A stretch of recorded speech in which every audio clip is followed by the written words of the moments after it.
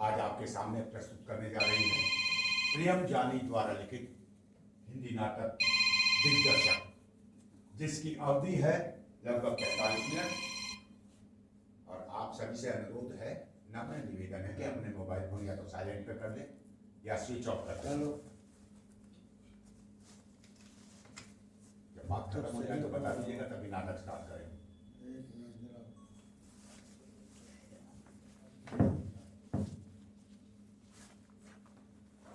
Power bank मिला क्या? Silent पे कर दो इसको, या फिर बात कर दो।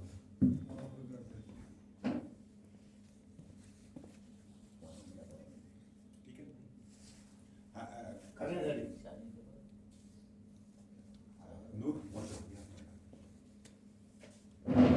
तो लीजिए, प्रस्तुत है हिंदी नाटक दिग्दर्शक।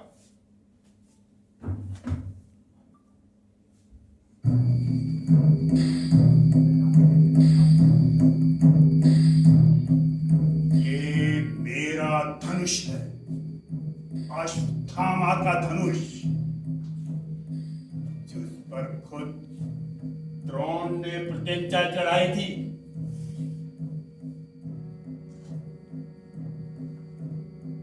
लेकिन आज जब मैंने दुर्योधन को देखा, ये शस्त्र तीन, आंखों में आंसू भरे,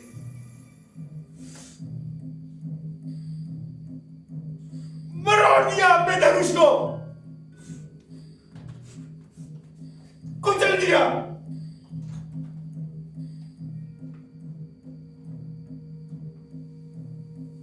कुचले हुए सांप सा भयावह, किंतु शक्ति। ये है मेरा धनुष, जैसे है मेरा मन। अब किसके बल पर लूंगा प्रतिशोध मैं अपने पिता की निर्मम हत्या का।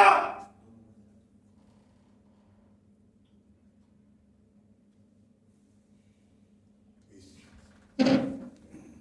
भयानक मन में मैं कैसे भूल सकता हूं युधिष्ठिर की वो घोषणा कि अश्वत्थामा मारा गया। जी, आप ठीक तो हैं? तुम अचानक? आइए ना, बैठिए। विश्वास नहीं।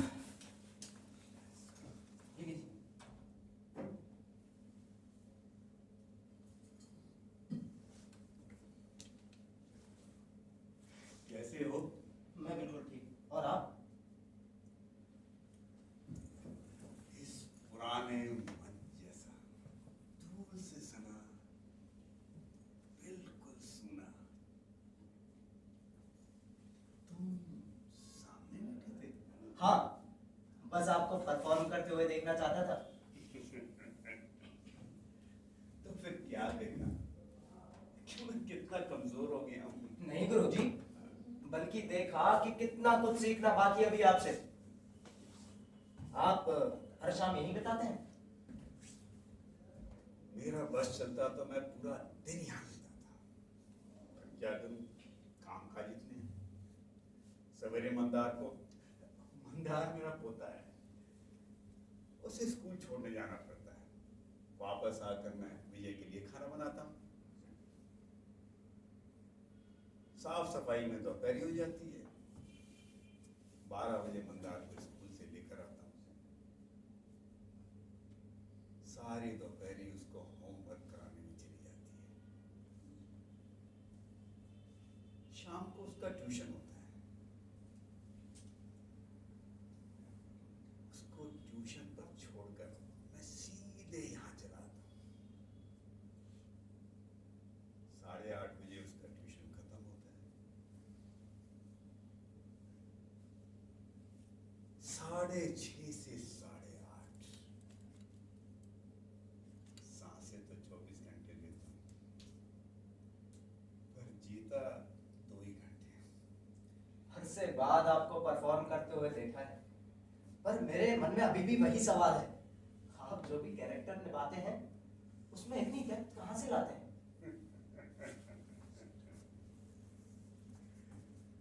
मेरा जवाब आज भी वही है। मैं जो भी करेक्टर करता हूं उसे अपने साथ रिलेट करने की कोशिश करता हूं। फॉर एग्जाम्पल अश्वत्थामा, मैंने अनगिनत करेक्टर किए हैं, लेकिन अश्वत्थामा एक ऐसा करेक्टर है जिसे मैं अपने बहुत करीब पाता हूं। उसकी वही पीड़ा, आक्रोश, बेचैनी और लाचारी, और तो और उसे भी धोखा देकर परास्त कर दिया गया। आप नाराज हो मुझसे? अरे रुकिए, मैं देखता हूँ। किसका है? विजय। विजय का? जल्दी लाओ। हाँ। हाँ विजय, हाँ मैंने बिजली का काम करवा लिया है। प्लम्बर को बुला लिया था, उससे नलके का काम करवा लिया। 200 रुपये मांग रहा था, तोल मोल करके 180 रुपये में सेटल कर दिया। सब्जी कौन सी खाओगे? भिंडी की? हाँ ठीक है। हाँ मैं मंदार को 8:30 बजे ले आऊंगा। नहीं बिल्कुल चिंता मत करना। ठीक है, हाँ मैं फोन रखता हूँ।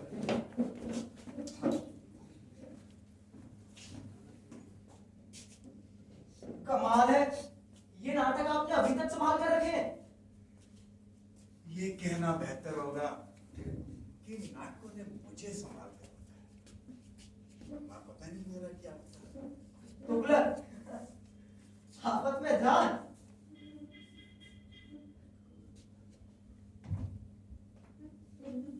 आधे अधूरे कुछ याद है आपको? कैसे भूल सकता हूँ हमारी वो पहली मुलाकात,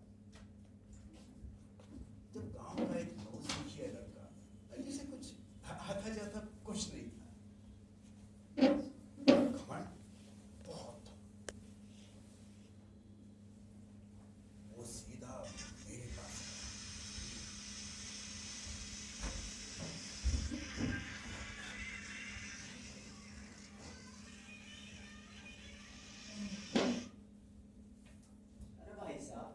इतना अंधेरा कहाँ है? ओ दाढ़ी वाले भाई साहब, हाँ दाढ़ी वाले भाई साहब, तुम्हें अरे इतना अंधेरा कहाँ है इधर? आराम से। लेकिन हो कहाँ रहा है इधर? नाटक चल बा, लेकिन कोई दिख तो रहा ना है। अभी आएंगे क्या? बड़ा अच्छा खासा बना रखा है यार, तो ऐसा ही होएगा। जी वो हम हैं, जूनियर आर्टिस्ट सप्लायर बकरा साहब ने भेजा है। वो कह रहे थे आपको कोनो हीरो की तलाश है। हीरो नहीं, एक्टर चाहिए। हाँ वही होगा है। अंदर आने आ जाओ। किंतु बत्रा ने ये नहीं बताया कि मैं वक्त का कितना पाबंद हूँ। झूठ नहीं बोलेंगे, बताया तो था, लेकिन आज वो हमारे लल्लन का जन्मदिन था ना। लल्लन हमारा एक ही दोस्त है यहाँ पर। हम तो उससे बोले कि आज वो हमारा रिहर्सल बा, लेकिन वो बोला रिहर्सल तो रोज रोज होगा, दोस्त का जन्मदिन रोज रोज नहीं होगा, इसलिए इतनी लेट हो गए। ठीक है। रहते गाँव? यही ईस्ट दादरी। मुंबई में कब से हो? यही करीबन 10-5 दिन से। ये क्या कर रहे हो? गुटका। गुटका बिल्कुल नहीं, ये रिहर्सल है, स्टेज है। स्टेज का आदर करना सीखो और आगे से ऐसी चीजें बिल्कुल नहीं लाना है यहाँ, समझे?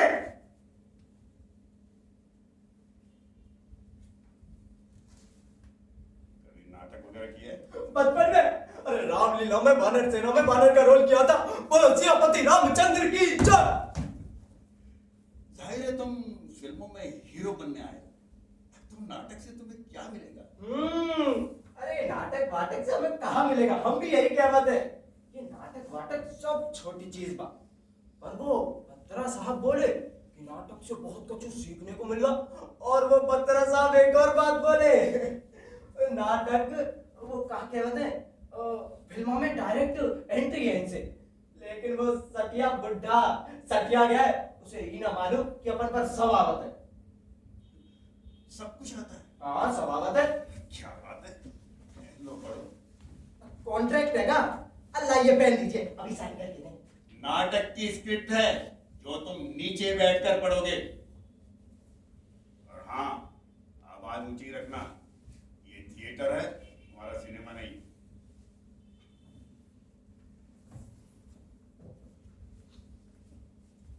आधे अधूरे, लेखक मोहन राकेश और सलीम जावेद जैसा जोड़ी है का? नहीं है। बिना सरनेम के आधा अधूरे नाम है, इसलिए आधे अधूरे नाटक लिखे जा रहे हैं ना। ऐसे घूरिए मत, पढ़ रहे हैं भाई। फिर से एक बार वही शुरुआत, फिर से शुरुआत नहीं, शुरुआत। शुरुआत शुरुआत शुरुआत शुरुआत नहीं, शुरुआत। अरे वही तो बोल रहे थे, शुरुआत। अरे शिरोमणि में जो श लगता है वो बोलिए, शिरोमणि का श। शिरोमणि वाला से, शिरोमणि नहीं, शिरोमणि। शिरोमणि। अरे तुम सबूत का सह बोल रहे हो और मुझे शिरोमणि वाला श चाहिए। शिरोमणि वाला से। श। अरे आप जो सब बोल रहे हैं सारे जबान से निकल ही ना रहा। पर तुम्हें तो सब कुछ आता है। चलो आगे बढ़ो। मैं नहीं जानता कि आप मुझसे क्या चाहते हैं, कि मैं कौन हूँ। ठीक से पढ़ो, तुम एक शब्द छोड़ रहे हो इसके अंदर। इसमें है आशा, वो शब्द नहीं पढ़ रहे हो तुम जानबूझकर। हाँ, मैं नहीं जानता कि आप मुझसे क्या आशा कर रहे हैं। आशा नहीं, इट्स आशा।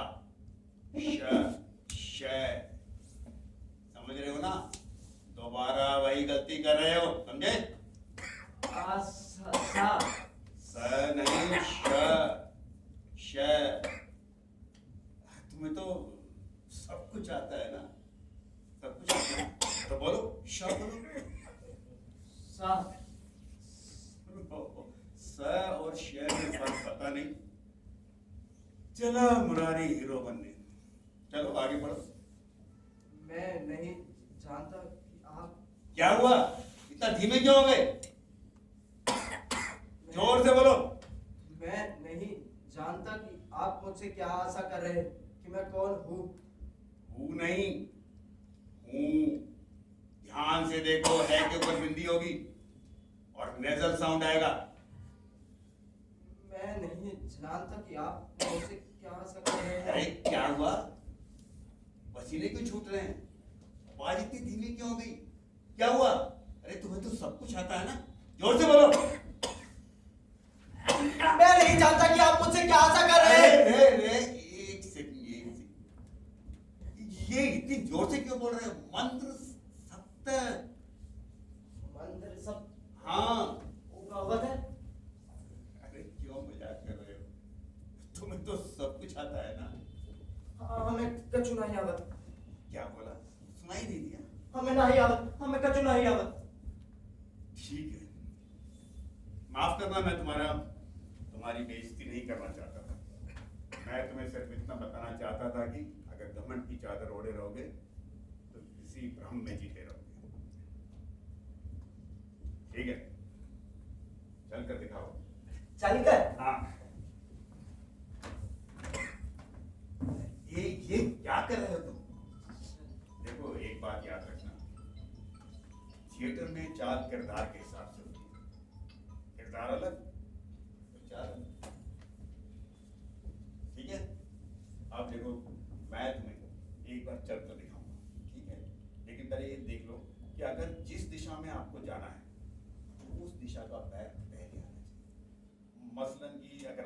दाईं ओर जाना है तो दायां पैर पहले आना चाहिए, अगर बाईं ओर जाना है तो बायां पैर पहले आना चाहिए। ठीक है, अब मैं तुम्हें आराम से चल कर दिखाता हूँ, ऑब्जर्व करो।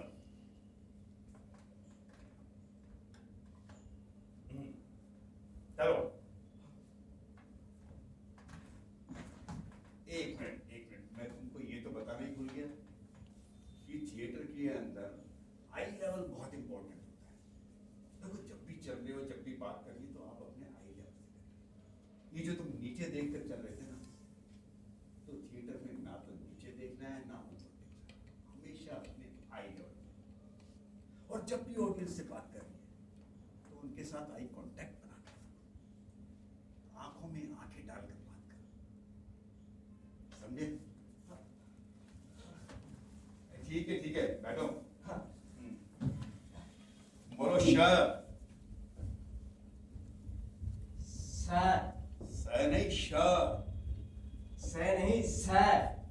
देखो, जब श बोलते हैं तो मुंह से हवा निकलती है, ठीक है? इसलिए बोलो श।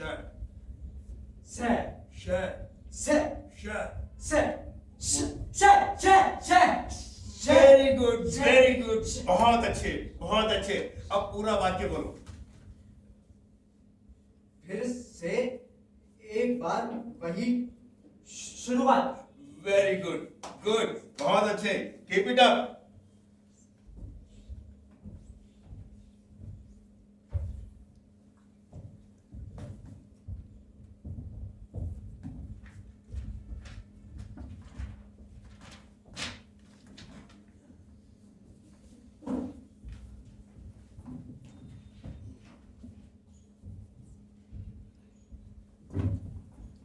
अरे तुम कहां जा रहे हो?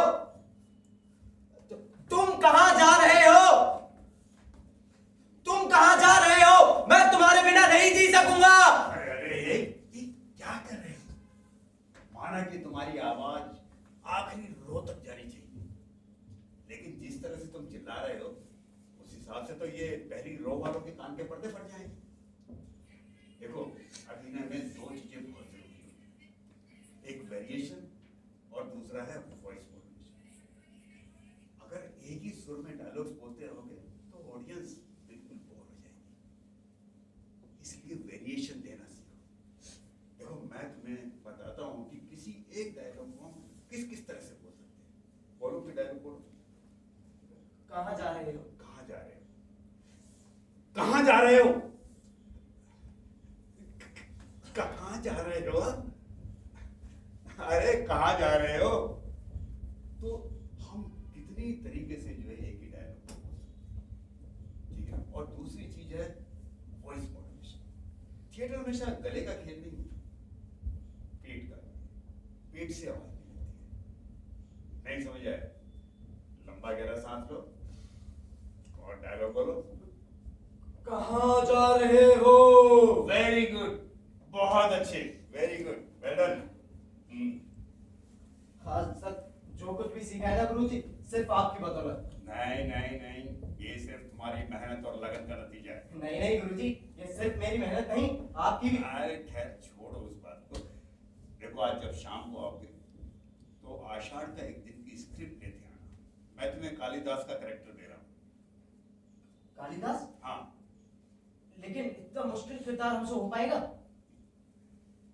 तुम्हारी यही बात तो तुम्हें दूसरों से जुदा करती है। कितना कुछ सीख गए हो, लेकिन फिर भी कोई घमंड नहीं है। अपने आप को नौसिखिया समझते हो। किरदार को न्याय सिर्फ तुम ही दे पाओगे, मुझे तुम पर पूरा विश्वास है। और बरखुरदार, ये रवैया हमेशा रखना, क्योंकि ज्ञान एक विशाल समंदर है। इसमें उत्सुक होकर रोज गोते लगाओगे तो हर रोज एक नया मोती मिलेगा, और अगर सिर्फ किनारे पर ही बैठे रहोगे तो रेत और पत्थर ही नसीब होंगे। और मेरा सवाल आपसे एक हमेशा रहा गुरुजी, मेरा रवैया, मेरा हुलिया, मेरी जबान सब एक जानवर से भी बदतर थी, लेकिन भी आपने मुझे अपने ग्रुप में शामिल किया। मुझे तुम्हारी एक बात बहुत पसंद है, ईमानदारी। वो रिहर्सल का पहला दिन था, तुम लेट हो गए थे। तुम्हें मालूम था कि मैं वक्त का कितना पाबंद हूं। तुमने झूठ नहीं बोला। तुम्हारी जगह अगर कोई होता तो वो इस डर के कि पहला इंप्रेशन खराब ना हो जाए जरूर कोई बहाना बना लेता, लेकिन तुमने एकदम साफ साफ सब कुछ कह दिया। ईमानदारी और साहस।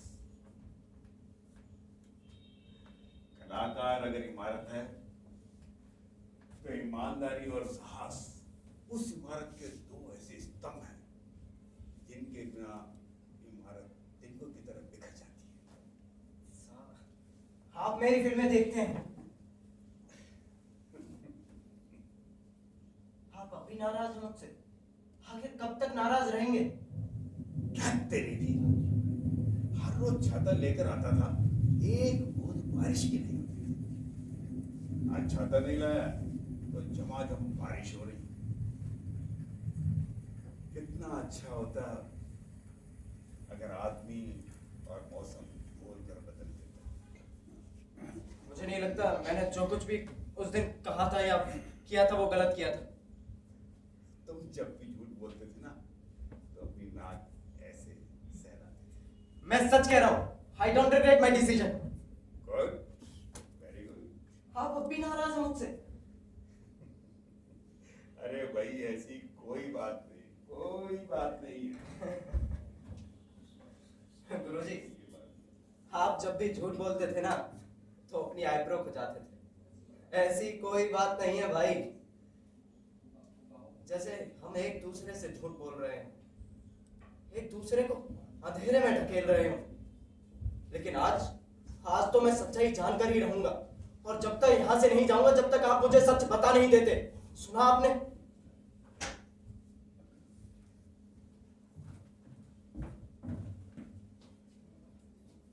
विजय, मैं जा रहा हूँ। नहीं पापा रुकिए, आज तो मैं आपको बिल्कुल नहीं जाने दूंगा। पापा रुकिए, इट्स माय बर्थडे टुडे। बेटा समझने की कोशिश करो, अगले महीने शो है और जिस लड़के को मैंने कालिदास का किरदार किया वो एकदम नया है, काफी पॉलिशिंग करनी है। पापा, जिस तरीके से आप थिएटर को पॉलिश करते हैं, काश उसी तरीके से आप निजी रिश्ते को भी पॉलिश कर पाते। बेटा तुम कहना क्या चाहते हो? पापा, सिर्फ एक दिन के लिए कि आप डायरेक्टर का लिबास उतारकर पिता का लिबास नहीं पहन सकते। विजय, बरसों पहले ऐसी जिद तुम्हारी माँ ने भी की थी। हमारी शादी की पहली सालगिरह थी। उसकी जिद की वजह से मैं रिहर्सल पर नहीं जा पाया था। हम होटल में गए, वहाँ हमारे बहुत से दोस्त आए थे और हमने बड़े धूमधाम से अपनी शादी की पहली सालगिरह सेलिब्रेट की। मगर सेलिब्रेशन के दौरान मुझे खबर मिली कि हमारे गुरुजी के बेटा और बहू कार एक्सीडेंट में मारे गए, लेकिन गुरुजी रिहर्सल पर मौजूद थे। मैं स्तब्ध रह गया। उनकी दुनिया उजड़ चुकी थी, लेकिन वो रिहर्सल पर मौजूद थे और मैं अपनी शादी की पहली सालगिरह धूमधाम से मना रहा था, जिसकी वजह से मैं रिहर्सल पर नहीं गया। बेटा, मैंने उस दिन फैसला किया कि मैं अपनी निजी जिंदगी का साया थिएटर पर कभी भी नहीं पड़ने दूंगा।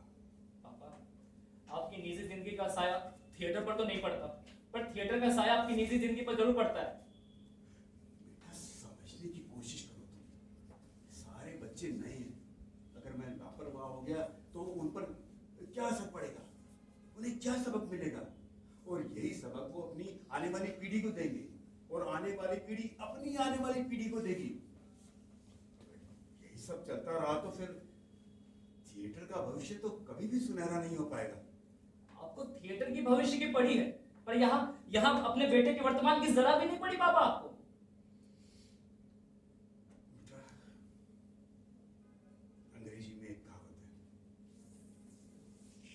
What cannot be cured must be endured। मेरा इंतजार मत करना, सो जाना, मैं देर से आऊंगा।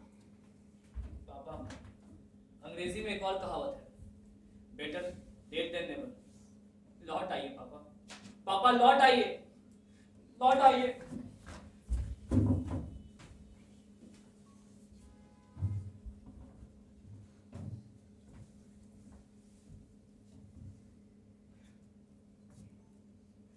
अरे अरे ये दरवाजे क्यों बंद कर दिया? अरे दरवाजे क्यों बंद कर दिया? अरे अरे मैं कहता हूँ मेरा जाना बहुत जरूरी है, दरवाजा खोलो। अरे मैं कहता हूँ मेरा जाना बहुत जरूरी है, तुम समझने की कोशिश करो। अरे अरे ये जाना जरूरी है। लौट आइए गुरुजी, लौट आइए।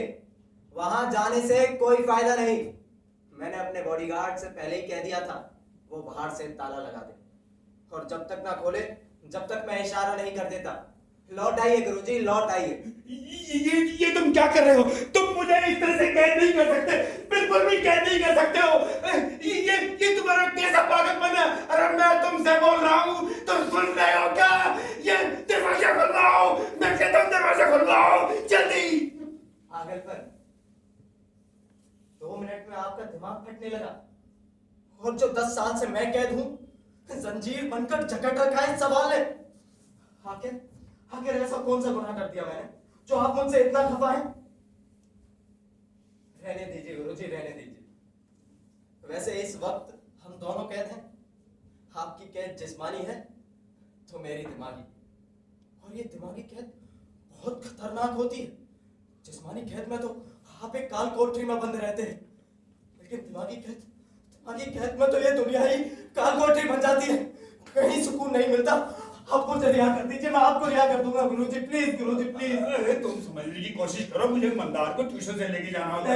अरे तुम पता भी है कि मंदार का ट्यूशन कहाँ है? अरे बहराम बाग के बगल में एक पुरानी और झुकी हुई इमारत है, धीरज अपार्टमेंट्स, उसके 4थे माले के ऊपर उसका ट्यूशन सेंटर है। अरे बड़ी मुश्किल से जाना पड़ता है। अरे शुरू में तो मंदार के हाथ थामकर मैं वहां चला जाया करता था, लेकिन 4था माला चढ़ते चढ़ते मेरे घुटने जवाब दे देते थे। लेकिन मैं अपने चेहरे पर मुस्कान नहीं रखता था, ताकि मंदार को बिल्कुल भी गिल्ट फील ना हो।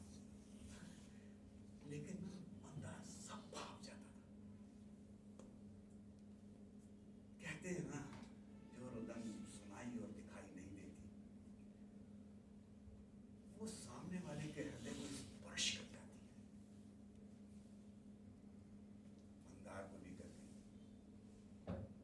कुछ दिन बाद उसने मुझे सीढ़ी चढ़ने से साफ मना कर दिया। वो खुद सीढ़ी चढ़कर जाता, और ऊपर पहुंचने के बाद ट्यूशन वाले टीचर के घर की बालकनी से मुझे गुड बाय करता। Kind of confirmation that I have reached safely. लेकिन जब तक वो 4 माला पहुंचता, जानते हो मैं क्या करता था? मैं टकटकी लगाकर उन सीढ़ियों की तरफ देखता रहता था। सीढ़ियां इस्तेमाल करते हैं और चले जाते हैं। सीढ़ी क्या है? एक निर्जीव वस्तु जिस पर लोग पैर मूंद कर आगे बढ़ जाते हैं अपनी मंजिल की ओर, और फिर पीछे मुड़कर कभी नहीं देखते। No emotional connect at all. इस बिल्डिंग में लिफ्ट नहीं थी, तो सीढ़ियों का इस्तेमाल करना एक मजबूरी थी, क्योंकि उनके पास कोई चारा नहीं था।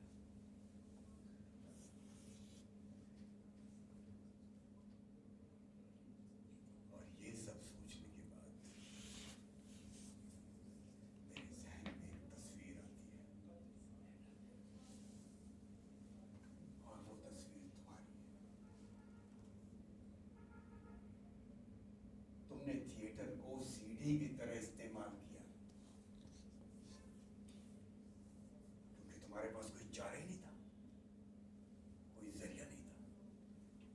हाँ, तुमने थिएटर को सीढ़ी की तरह इस्तेमाल किया, जिस पर पैर रखते वक्त तुमने थिएटर की पवित्रता और भावनाओं को बिल्कुल नहीं समझा। जहन में थी सिर्फ मंजिल, और मंजिल को पाने के बाद तुमने हमेशा के लिए उससे मुंह मोड़ लिया।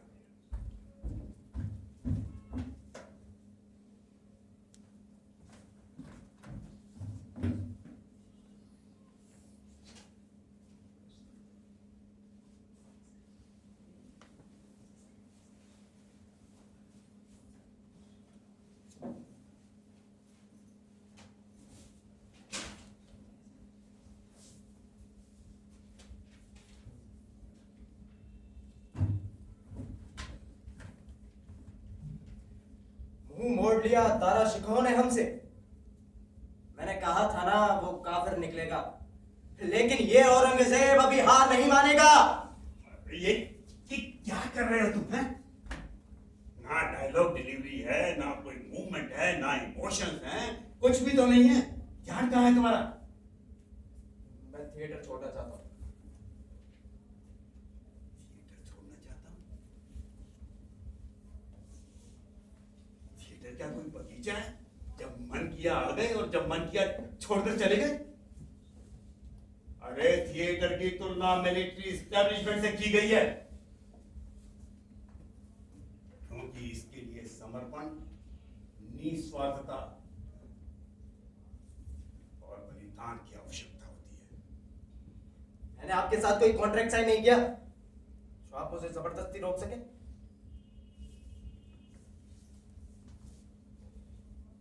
कॉन्ट्रैक्ट साइन नहीं किया?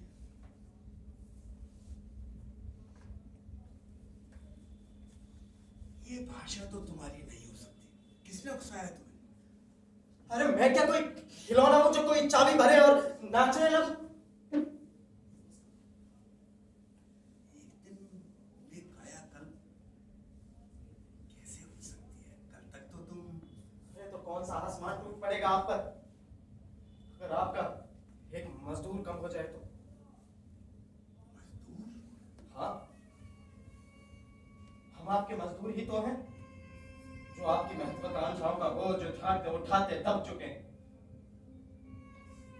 ये कैसी उल जलूल बातें कर रहे हो तुम?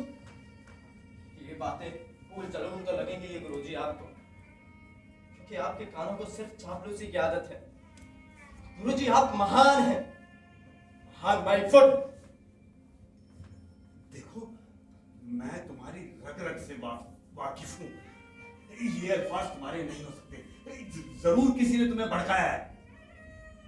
इतना विश्वास है गुरुजी आपको मुझ पर, मैं ऐसा कह ही नहीं सकता मुझे किसी ने उकसाया है। अरे जो आपने यहाँ नियमों की गंद बांध रखी है ना, सांस लेना मुश्किल है। सिर्फ वही नाटक देखो जिसका मैं सुझाव करता हूँ, वही संगीत सुनो जिसका मैं सुझाव करता हूँ, वही लिटरेचर पढ़ो जिसका मैं सुझाव करता हूँ। रिहर्सल के बाद घंटों किसी फिल्म स्टार की खिल्लियां उड़ाओ और किसी नाटक के महारथी की गाथाएं गाओ।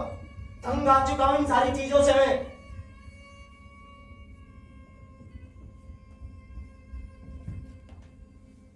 कभी कभार तो मुझे लगता है कि मैं तुम लोगों से बहुत वाहियात किस्म का व्यवहार करता हूँ।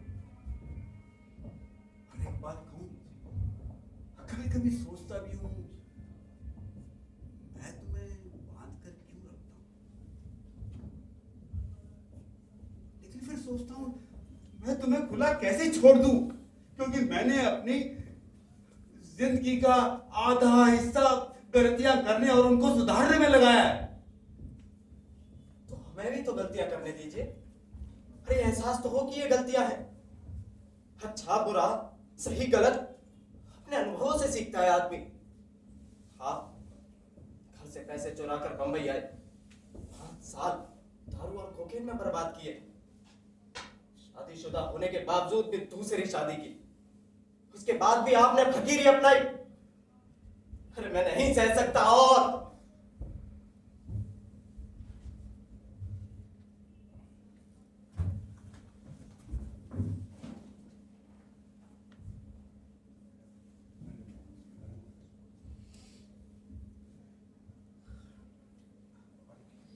अरे मैंने तुम्हें बता दिया ना मैं क्यों नाराज था। क्योंकि तुमने थिएटर को सीडी की तरह इस्तेमाल किया, इसलिए मैं तुमसे नाराज था। नहीं नहीं नहीं गुरुजी नहीं, आप ये कहेंगे कि मैंने थिएटर का सीडी की तरह इस्तेमाल किया और इसे मैं सच मानकर चला जाऊंगा? नहीं गुरुजी नहीं, मुझे पता है आपकी नाराजगी किसी और वजह से ही। और मुझे पूरा यकीन है कि उस दिन जो अल्फाज तुमने इस्तेमाल किए थे वो तुम्हारे नहीं थे, जरूर किसी ने तुम्हें उकसाया था। आपको ऐसा लगता ही है ना? उस दिन के अल्फाज मेरे नहीं थे। आपका ये सोचना बिल्कुल सही है। हाँ, मुझे किसी ने उकसाया था। तो किसने उकसाया था तुम्हें? आपके सवाल का जवाब मेरे पास है और मेरे सवाल का जवाब आपके पास। और तुम मेरे सवाल का जवाब तब नहीं दोगे जब तक मैं तुम्हारे सवाल का जवाब नहीं दे देता। यानी कि तुम मेरी डबली बजाए तो मैं तेरा राज हला दूं। बिल्कुल।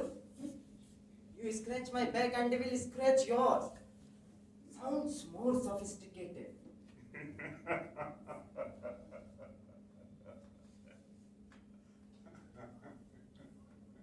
आप हंस क्यों रहे हैं? देख रहा हूं गांव का एक नौसिखिया लड़का, जिसे कुछ आता जाता था नहीं, घमंड दुनिया भर का, जिसकी जेब में हमेशा चौरसिया छाप बीड़ी और लवली डार्लिंग का गुटखा हुआ करता था। हुआ करता था। आज सोफिस्टिकेशन की बात कर रहा है। हाँ गुरुजी हाँ। अच्छा, अरे ये अब क्या कर रहे हैं? रे, रे, रे। और भी निकलेगा। क्या है? अरे बंदर कितना भी सयाना हो जाए मगर गुलाटी मारना कभी नहीं छोड़ता। ऐसा कुछ नहीं है। ये मेरी अगली फिल्म कावटी का रोल है, उसके लिए सिर्फ थोड़ी मेथड एक्टिंग। अच्छा, यानी कि अगर खूनी का किरदार करते तो तुम खून करते फिरते, क्योंकि मेथड एक्टिंग। अरे तुम्हारा बॉलीवुड जिस मेथड एक्टिंग की बात करता है उसे पूरा नाम भी नहीं पता, स्तानिस्लावस्की का। कौन? शाबाश, अब हुए ना तुम सुपरस्टार। इसका मतलब आपका नजरिया बॉलीवुड को लेकर अभी तक नहीं बदला। मेरी राय तो और भी मजबूत हो चुकी है। लेकिन आपको मानना पड़ेगा, थोड़ा सा ही सही, लेकिन इंडस्ट्री ने तरक्की तो की। अरे थोड़ी सी क्यों भाई, बहुत तरक्की की है। पहले तो केवल स्टोरी चुराते थे, अब तो story, music, actor, screen play, अरे डायलॉग्स सब कुछ चुराते हैं। और यही हाल चला तो एक दिन ऑडियंस भी बाहर से आएगी। अगर हिंदुस्तानी ऑडियंस को कोई मीडियोक्राइटी की आदत पड़ी है तो उसके लिए केवल बॉलीवुड ही जिम्मेदार है। खाली एक हाथ से नहीं बसती गुरुजी। अरे जितना इंडस्ट्री का कसूर है उतना ही या उससे ज्यादा दर्शकों का कसूर है। दर्शक चाहते हैं कि हम उन्हें मसाला फिल्में दिखाएं तो हम दिखाते हैं। अगर भाई ये ऐसी फिल्मों को बॉयकट करना स्टार्ट कर दे तो हमें झक मार कर अच्छी फिल्में बनानी पड़े। उसके लिए भी बॉलीवुड ही जिम्मेदार है। अगर 100 साल तक मैं तुम्हें कचरा परोसता रहूं और फिर एक दिन एक साफ सुथरी चीज दूं तो जाहिर है कि तुम कचरा ही पसंद करोगे। बिल्कुल गुरु, आपकी बात बिल्कुल सही। इंडस्ट्री कहती रहेगी ऑडियंस को यही चाहिए तो हम क्या करें। ऑडियंस कहती रहेगी इंडस्ट्री हमें यही देती है, तो हम क्या करें? दोनों एक दूसरे पर इल्जाम डालते रहेंगे बस। और बॉलीवुड के एक्टर्स शिकायत करने के बजाय अफसोस करते रहेंगे। शिकायत से याद आया, आपको मुझसे क्या शिकायत थी? अरे आप बात को कैसे बदल देते हैं? आपसे सीखे कोई बात बता दो। पहले मुझे ये बताओ कि तुम्हें किसने उकसाया था, उसके बाद ही मैं तुम्हारा जवाब दूंगा। बता देता हूँ कि मुझे किसने उकसाया था गुरुजी।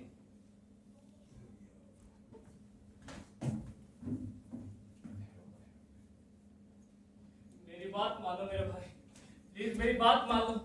मुझे मेरे पिता को लौटा दो, इसके लिए मैं सदा तुम्हारा भाई रहूंगा भाई। मेरी बात मान। तुम ये क्या कह रहे हो विजय? आज तक जो कुछ भी मैंने सीखा है सिर्फ उनकी बदौलत, और तुम चाहते हो कि मैं उन्हें धोखा दे दूं? धोखा? कैसा धोखा? क्या तुमने उनके साथ कोई कॉन्ट्रैक्ट साइन किया है? मेरे भाई उसे कलाकार की नजरों से नहीं, इंसान की नजरों से देखो, तब शायद तुम समझ पाओगे। हाँ, जानता हूं कि वो एक अच्छे दिग्दर्शक जरूर है, पर इंसान। तुम तो ऐसा कह रहे हो जैसे वो तुम्हारे साथ कितना बेकार सलूक करते हैं। बेकार या घटिया सलूक करते तो चल जाता, पर वो मेरे साथ कोई सलूक ही नहीं करते। अगर आपके अस्तित्व का अगर कोई अपमान करे तो सहा जा सकता है, पर उसे कोई नजरअंदाज करे तो वो नहीं सहा जाता। और वो हमेशा मुझे नजरअंदाज करते आए हैं। किसके लिए? इस थिएटर के लिए। भाई, मैं तुम्हारे साथ हाथ जोड़ता हूँ। वो दुनिया में अगर किसी भी सबसे ज्यादा चाहते हैं वो तुम हो। अगर तुम उन्हें धोखा दोगे तो वो ये गम सह नहीं पाएंगे, और शायद वो थिएटर भी छोड़ देंगे। तुम्हारे सामने पैर जोड़ता हूँ, हाथ जोड़ता हूँ मेरे भाई, मुझे मेरे पापा को लौटा दो, मुझे मेरे पापा को लौटा दो भाई, धोखा दे दो उन्हें, मेरे पापा को लौटा दो भाई, मेरे पापा को लौटा दो।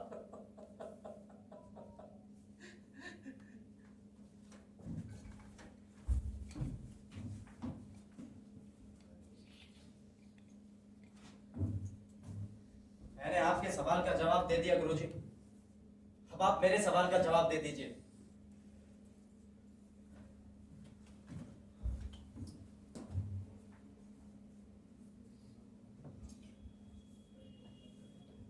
अरे विजय, ये तुम्हारे कमरे की लाइट जल रही है?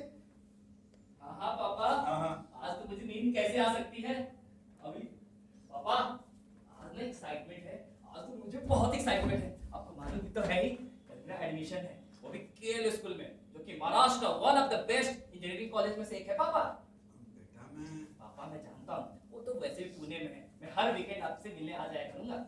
बेटा वो पापा, पिछले साल ना उसका कट ऑफ 92% था। मैं इस बार बहुत मेहनत करूंगा और अच्छे नंबर से भी पास होऊंगा। पापा, सबसे बड़ी टेंशन किस बात की थी? पैसों की तो थी, जो आप ऑलरेडी मैनेज कर चुके हैं। बेटा, वो पैसे मैं किसी जरूरतमंद को दे चुका हूँ। क्या मतलब पापा? किसे दे दिया आपने? बेटा, उसकी जिंदगी का सवाल था। और पापा, मेरी जिंदगी का क्या? मेरे सपने, मेरा भविष्य, उसका क्या? पापा बताइए, पापा बताइए, किसे दिया पैसा आपने? पापा बताइए, मेरा अस्तित्व, मेरा भविष्य। पापा,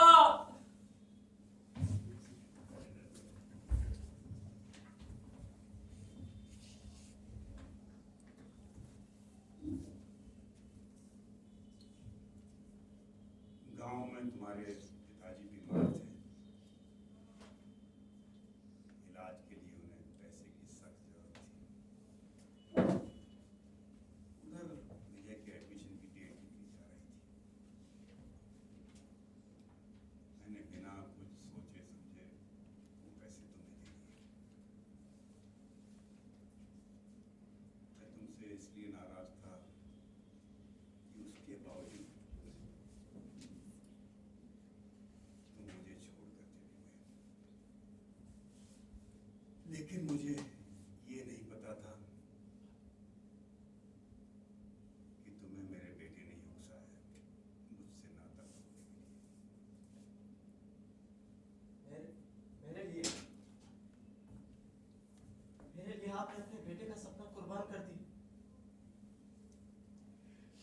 मुझसे नाता तोड़ने के बाद तुमने सीरियल में काम करना शुरू कर दिया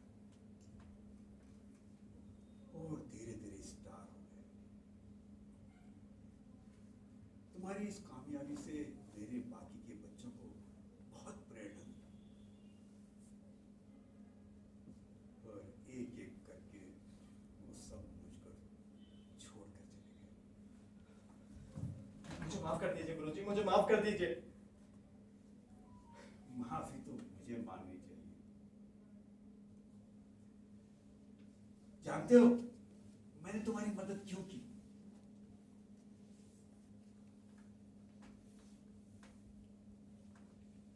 मुझे लगा कि मैं तुम्हें पैसे दे दूंगा, तुम वो पैसे गांव में भेजोगे, तुम्हारी समस्या हल हो जाएगी और तुम सारा फोकस थिएटर पर करोगे और थिएटर को एक सेवक नहीं गवाना पड़ेगा। यानी कि मैंने जब तुम्हारी मदद की तो मेरे दिमाग में तुम नहीं, थिएटर था। मैं कितना स्वार्थी हो गया था।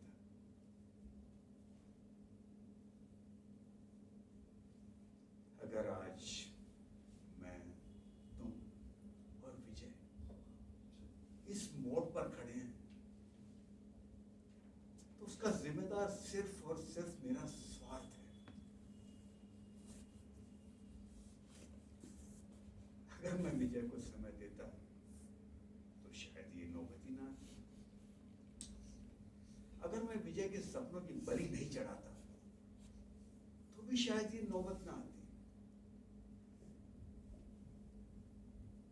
क्यों हम कलाकार इतने स्वार्थी हो जाते हैं और जो कलाकार कला के पीछे भागते हैं, कला के प्रेमी हैं, वो क्यों भूल जाते हैं कि परिवार को खुश रखना भी तो एक कला है।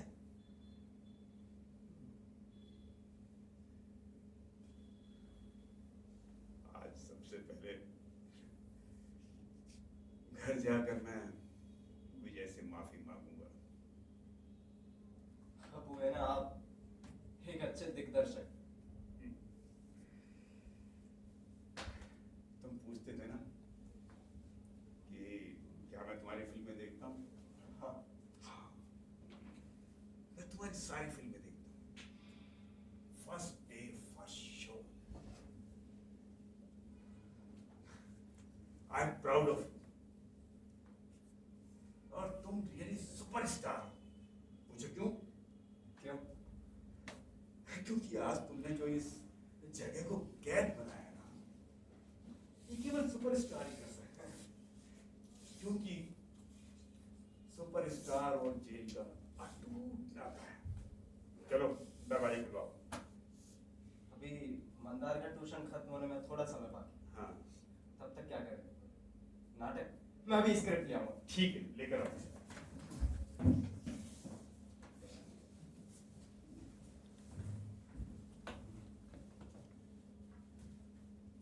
इधर बैठो। ये लो स्क्रिप्ट, जो तुम नीचे बैठकर पढ़ोगे, समझे? और हाँ, आवाज ऊंची रखना। ये थिएटर है, तुम्हारा सिनेमा नहीं। और तुम्हारा किरदार है गांव से आया हुआ एक गंवार लड़का जिसे कुछ आता जाता नहीं है और घमंडी है और ख्वाब देखता है फिल्मों में हीरो बनने के। शुरू करो। फिर से एक बार वही शुरुआत। अरे कर दी ना गड़बड़। अरे तुम्हारा किरदार है कि वो गांव से आया हुआ एक अनपढ़ गंवार लड़का। अगर वो अनपढ़ गंवार है तो उसे स और श के बारे में कैसे पता चल गया? फिर से वही शुरुआत।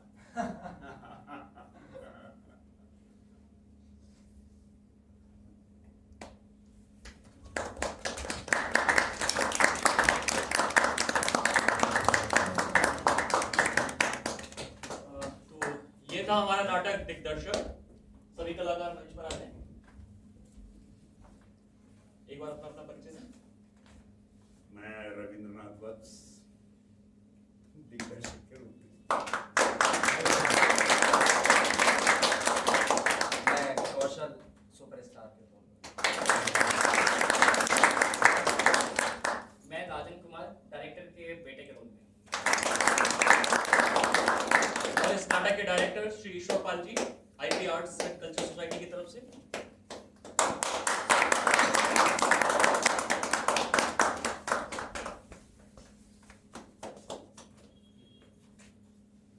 आप लोग आए, बहुत बहुत धन्यवाद आपका।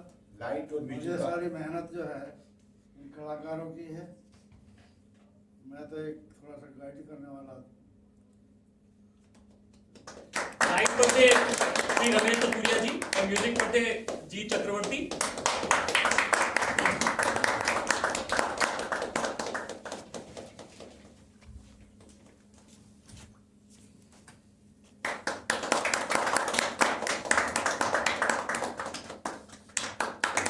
अभी 4:30 बजे से हमारा एक और नाटक है भोलाराम का जीव, जिसे कि ईश्वर पाल जी ने डायरेक्ट किया हुआ है।